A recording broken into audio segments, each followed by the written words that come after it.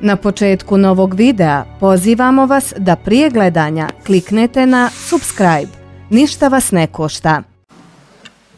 Budući da su vas, poštovani gospodine potpredsjedniče, već oslovili sa potpredsjednik Vlade, ja bih mogao, poštovani gospodine potpredsjedniče Republike, nemojte se ljuti, toga nema, ali kad je krenuo red, možemo i tako.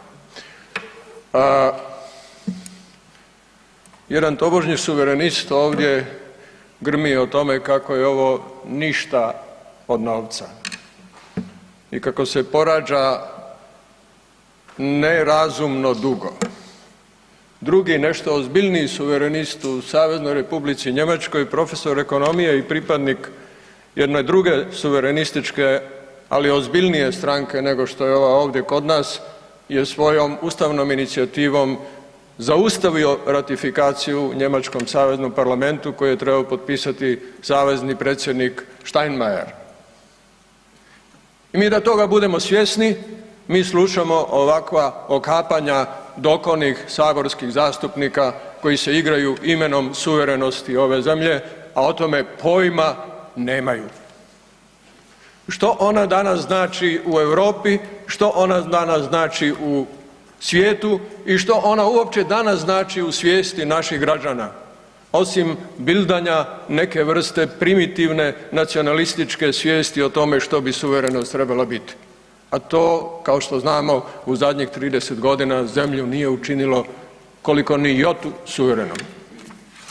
Dakle, vratimo se ovom novcu koji nije bilo lako osigurati i nemoj ga podcjenjivati, tih 40 milijardi kuna koje Hrvatsku stavljaju u vrh zemalja koje su povukle i izborile se za to.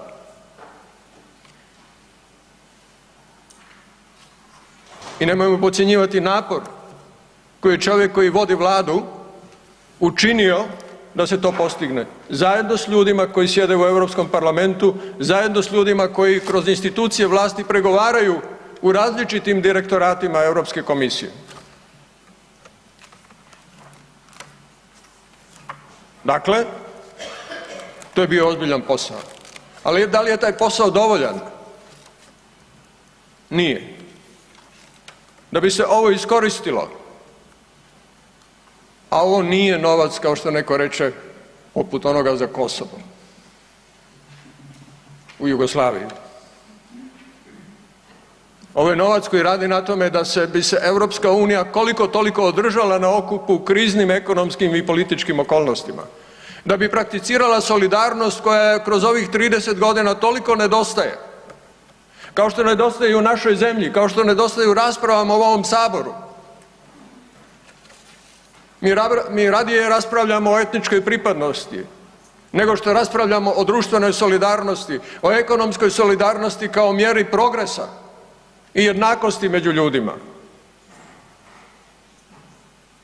A ovo je tek dio sume novca koji ćemo dobiti iz programa i za koje imamo priliku da dobijemo. Kad se pridoda višegodišnji financijski okvir, ta suma je golema. Jesmo li podešeni da to iskoristimo? Nismo. Da li je ovo kompletan dokument? Nije. Ali zato trebamo slušati jedni druge. Ko ima što za dodati, ko ima što za dopuniti, ko ima neku inspirativnu i značajnu ideju. Ali mi trošimo pola ove rasprave na replike i na što? Na poslovničke primjedbe. Ma baš mi se sjedi u takvom Saboru i sluša takve zastupnike koji troše saborski mandat, saborsko vrijeme, saborske klupe za tu vrstu priče. A kad dođe razmjena argumenata o meritumu stvari, nema ih nigdje. Dakle, ja bih ukinuo Poslovnik i potpuno prenio ovlasti na potpredsjednika Radina. Više njegom vjerujem nego onima koji se pozivaju na slobodu govora, a uništavaju je u svakom mogućem segmentu. Što se tiče ovoga plana i prijedloga, ništa bez države.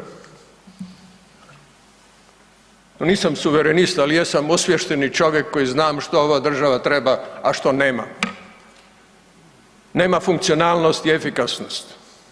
Nema mehanizme kontrole, nadzora nad trošenjem sredstava, bilo vlastitih, bilo europskih. Nema politiku uravnotežene razvijenosti unutar naše zemlje i nema adekvatne projekcije o tome kako će se ta uravnoteženost postići. Nedopustivo je da se u Hrvatskoj oni koji su razvijeni i dalje razvijaju, a oni koji su nerazvijeni i dalje stagniraju. I zato nam treba država da to promijeni. Zato nam treba solidarnost i unutar naše vlastite zemlje. A ovaj novac služi za to, između ostalog.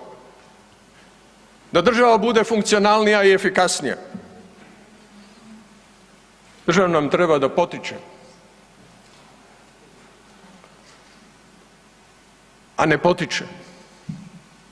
Mi očekujemo da će to riješiti neko drugi. Neće. Obnovu na Baniji neće napraviti niko drugi osim države. Klaonice od Gline pa do Obrovca neće napraviti niko, a nema ni jedne. A to je jedini stočarski prostor koji živi bez jedne klaonice. Sa Gavrilovićem koji nema klaonicu jer mu ne treba jer meso uvozi okolo, a okolni poljoprivredni proizvođači dobit će frišku figu. Takvu državu treba mijenjati i činiti funkcionalno. Što se tiče kontrole, pravosuđe, nedavno smo bili u jednom trenutku zapeli na pogrešan način o toj temi. Jedan snažan mehanizam koji država treba imati u rukama jeste pravosuđe koje će biti efikasno, profesionalno i etično. Ne samo administracija, nego pravosuđe. Jesmo li mi odgovorni za to? Jesmo. Naša 3 odbora ili 4 umjesto da se sastaju svaki mjesec i konstatiraju kakvo je stanje u pravosuđu. Odbor za Ustav i Poslovnik, Odbor za pravosuđe i zakonodavstvo. Mi dopuštamo da se uvlačimo u rasprave kako su se uvukli u zadnjih mjesec dana. I da se onda priklanjamo stranački ili nestranački na ovu ili na onu stranu. Zelena ekonomija, moguće je naravno, ali uz ovakav sistem poticaja ništa ni od zelenila, ni od ekonomije. Para odoše u zrak. Poljoprivrede nema, poljoprivredne prerađivačke industrije nema, šumarske prerađivačke industrije također nema, ima samo sječe šume. Dakle, ako to hoćemo napraviti, sistem poticaja mora biti promijenjen. Plan raspolaganja poljoprivrednim zemljištem mora biti promijenjen. Koliko općina nema planove raspolaganja poljoprivrednim zemljištem? Kome to odgovara? Oni koji su već u posjedu, često nelegalno, a najčešće nefunkcionalno. Je li to trebamo mijenjati? Apsolutno da. Je li to stvar države? Jeste. I tu se mjeri suverenost. Tu se mjeri volja države kao predstavnika i kao organa naroda. A mi to ne radimo. I zato treba biti u ovom planu. Treba se vidjeti uloga i mjesto države. I kao klub to predlažemo svojim partnerima i svojim strankama s kojima dijelimo vladajuću većinu. Znanost i obrazovanje i istraživanje. Odredimo 3 centra koja će biti izvrsna. Rasporedimo kojom vrstom istraživanja i kojom vrstom bilo temeljnih, bilo primijenjenih znanosti će se baviti i uložimo novac u to područje. Maknimo ljude iz Zagrebačkog sveučilišta jer su se popeli svima na glavu. Uništavaju jedno od najboljih i najstarijih sveučilišta u Zagrebu i u Hrvatskoj. A mi se pitamo kako ćemo imati znanost? Nikako.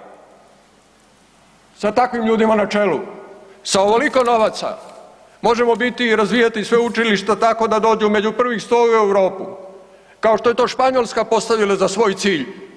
Jesmo li mi? Ne, a mi se bavimo Boras ili ne Boras, ovaj ili ne onaj. Sramota. Naša sramota, kolegice i kolege.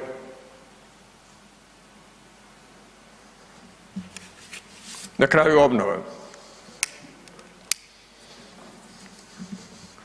Treba obnoviti ne samo Glinu i Petrinju, treba obnoviti sve što nije obnovljeno od rata. Hvala. I puteve, i struju, Hvala lijepa. od Zemunika pa do Lasinje. Hvala lijepa. Hvala vam. I sada dođemo na uobičajeni slijed povrede Poslovnika. Prvi, gospodin Hrvoje Zekanović. Poštovani potpredsjedniče, članak 238. je povrijeđen, evidentno. Kolega Milodar Pupovac je potpuno odlepio, ja bih rekao. Ali znaš što je najinteresantnije? Ja ne znam kako nije neugodno kolegama HDZ-ovcima, predsjedniku Vlade Andreju Plenkoviću, da ga Milodar Pupovac brani u Saboru, da ga nitko od HDZ-ovaca neće braniti. Kad ja prozovem Andreja Plenkovića, onda njega njegov drug Milodar brani. Vrijeme, hvala, vrijeme. I onda kolega... Vrijeme, kolega Milodar, imate obile replika, dakle, imate opomenu. Njemu je Pazi, teško sjediti u Saboru. Gospodine Zekanović, Muka mu je sjediti u Saboru. imate Pa opomenu. nemoj sjediti da pusti Imate Hrvatski drugu sabor, čovječe, opomenu, oslobodi gospodine nas više svoje Zekanović, nazočnosti imate drugu i opomenu. bit će sve pet. Hoćete dalje? Dakle, Hoćete dalje? poštovani potpredsjedniče Treća Hrvatskog opomena sabora, i oduzimanje riječi. Nisam, Sjedite, do koje sam sjedite. opomene došao? Do druge? Sjedite, molim vas, oduzimanje Da riječi. završi samo misao. Molim vas, Dakle, sjedite, sjedite. ako je gospodinu Pupovcu... Sjedite, molim vas, sjedite. Da završim, ajde. Jer to je Poslovnik, dakle, ako to je je Poslovnik, gospodinu Pupovcu neću dosta u pustiti da... Saboru, neka lijepo napusti Straža, molim vas, Sabor molim vas, i neka straža. više ne bude Molim vas, straža. u Saboru i Molim vas, riješen je straža. problem. Jel' tako? Dakle, Molim- ja ću rezimirati. A šta vam nije neugodno Kolegi- vama da zlouporabite vaše vrijeme? Molim. Zlouporabite vaše vrijeme. Vaše, a pogotovo naše, a pogotovo ljudi koji nas gledaju. Molim Milorad vas Pupovac je sjednite. zlorabio Molim vas i moje i sjednite. vaše vrijeme. Molim vas sjednite. Idemo dalje. Gospodin Željko Pavić.